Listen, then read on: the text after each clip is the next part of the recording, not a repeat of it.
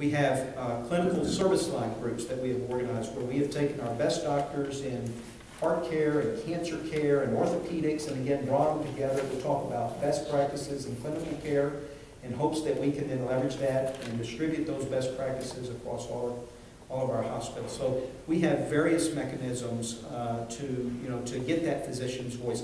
Our chief medical officer meets with all the hospitals, maybe not annually, but I would say on a in a three-year cycle, she probably goes through all of the hospitals. Her name is Dr. Barbara Paul. Our chief quality officer is also a physician, and she goes out and meets with all the hospitals as well. And again, when they're going out into the field, they're meeting with physicians and getting that physician's voice so that we understand, we understand that the physicians are customers. They're the ones that admit patients to a hospital. We've got to figure out, how best to work with them as a customer. We talk about physician recruitment as well. So we do an extraordinary job of recruiting doctors. At our corporate office, we have approximately somewhere between 30 and 35 folks who do nothing but physician recruitment. Last year, we recruited over 1,800 doctors to our hospitals. Our recruiting folks, they're plugged in every way possible. They participate in things. They participate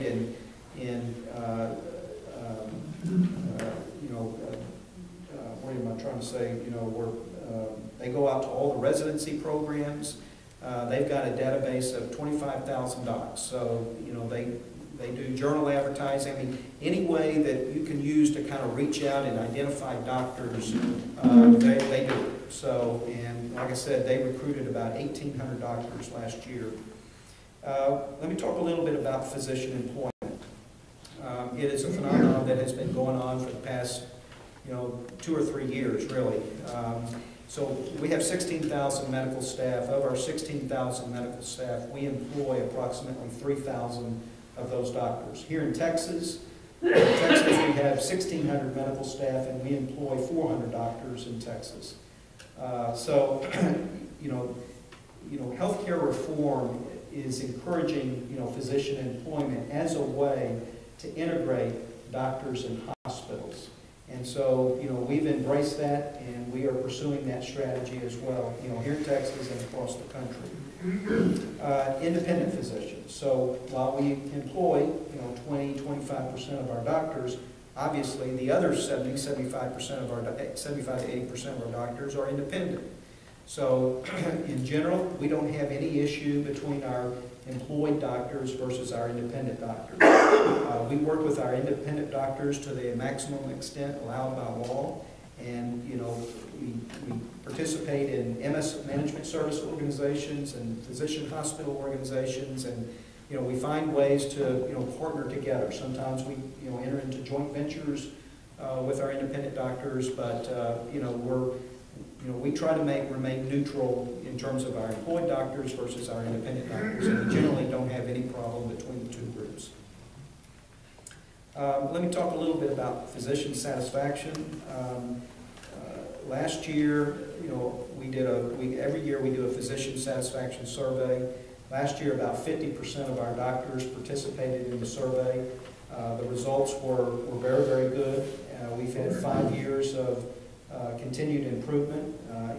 We're close to 90% in terms of the doctors that say they are satisfied with our hospitals. But more importantly, we have seen a very positive trend line in the doctors that say they are very satisfied with our hospitals. Although I will caveat that in my experience, I'm not sure I've ever met a very satisfied doctor. Apparently they exist out there somewhere. So, but honestly, what we're focusing on, we like to see that high mark for doctors that say they're satisfied with our hospitals. But what we're really focusing on is that very satisfied mark, because that's when you start to see a change in the relationship with your doctors, and you start to see a change in admission patterns, referral patterns, and that sort of thing. That's, when you have your doctor saying they're very satisfied, that's when you know that you're starting to become integrated into a community. Employees. Let me talk a little bit about our employees. Again, 90,000 employees. Last year, just like we do physician satisfaction surveys, we also do annual employee satisfaction surveys. Last year, we had 70,000 employees that completed their employee satisfaction surveys.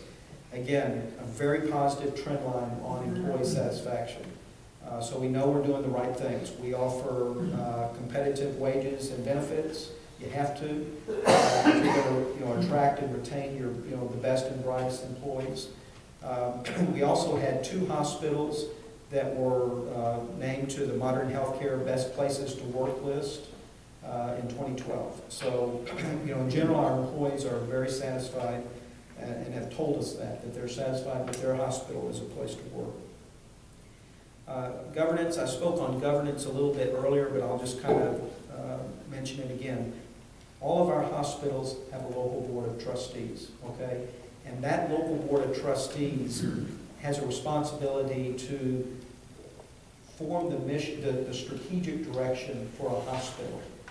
They have a responsibility to ensure that the hospital is providing the services that the community needs.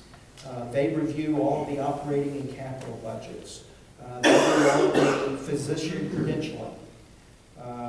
They deal with any sort of discipline issues, whether it's at the medical staff level or at the senior administration level. They're very integral to our hospitals. They are an integral part of making sure that our hospitals are pursuing the right types of things and growing the right types of services and making sure that we offer the proper balance of services in our local communities. They're 100% local. They are typically comprised of business leaders and community leaders and government leaders and educators and physicians. So that's who typically serves on the board.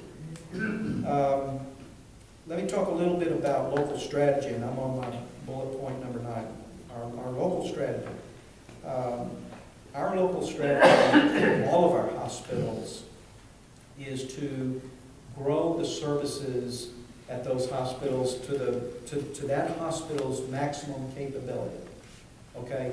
Our goal is to stem the outmigration of services to any other hospital. Now, we recognize that in communities like this, you're not, just to use extreme examples, you're not going to do brain surgery or open heart surgery, and you're not going to be a level 1 trauma center and that sort of thing. So we do refer patients, when we have those high-end type of tertiary services, we do refer patients to tertiary and quaternary, other tertiary and quaternary hospitals, and they're usually not our hospitals. But if we can retain services in a community, we're going to try to build that service up in the local community. We also work on developing physician alignment strategies. I've mentioned some of those alignment strategies earlier. Employment is one such strategy, but we also enter into joint ventures with doctors. We participate in management services organizations, physician hospital organizations. We've even done some service line co-management type of agreements. So it all depends on the local community, and it all depends on working with the local medical staff to figure out what is the best model and mechanism for integrating the physicians with the hospital. We also work to cultivate relationships with physician employees, and then we also utilize our contracts, our group purchasing. We leverage our managed care contracting skills and our other corporate services. So we don't run a hub and spoke type of model. For the most part, we don't really have high-end tertiary hospitals. I would say 60% of our hospitals are like this in that they're in rural and smaller communities. That's our roots. That's where we got our start from. So, we try to work with other hospitals. If we've got to send patients out, they may go to Tyler, they may go to Lufkin, they may go to Houston. And it's really kind of dependent on where the physicians here at this hospital have a relationship and where they feel comfortable sending their patients. We don't dictate to our medical staff where they send their patients. But, we know those relationships are built peer-to-peer, physician to physician. And again, I'll just kind of close my discussion about strategy to tell you that in all of our hospitals, what we're trying to do is, grow that hospital services to its maximum capabilities. I'll start to close here. I'll talk a little bit about, the benefits if you were to go with an organization like us, like CHS, Community Health Systems. We're going to have a growth strategy for this market. Okay, we're going to want to grow services. We're going to want to recruit doctors to this market, okay, and add services to this hospital.